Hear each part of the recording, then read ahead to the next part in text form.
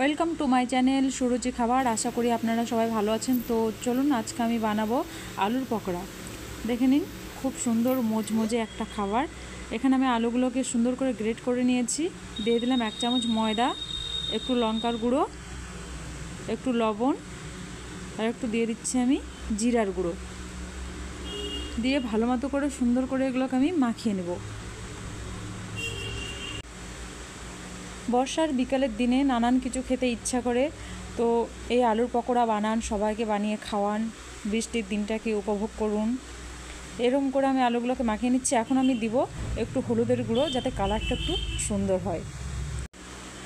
ভালো মতো করে মাখিয়ে নিচ্ছি যতক্ষণ না পর্যন্ত একটা টেক্সচার দেওয়া যায়। তো দেখুন, হয়ে গেছে আমার আলু মাখানো।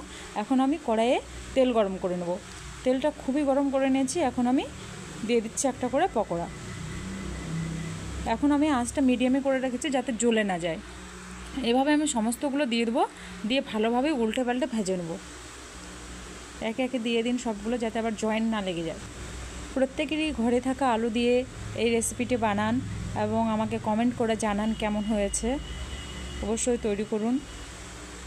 খুব সুন্দর একটা টেস্টি মুচমুচে খাবার, খুব সহজভাবে তৈরি করা যায়। 2-3 মিনিট ভাজার পরে দেখুন খুব সুন্দর একটা কালার চলে এসছে। এখন আমি একে একে আর একটু উল্টে দেবো, দিয়ে ভালোভাবে ভেজে নেব। একটা একটা করে উল্টে নিতে হবে সুন্দর করে, যাতে এপিট ওপিট ভালো কালার আসে। ব্যাস, এখন আমি এগুলোকে তুলে নেব।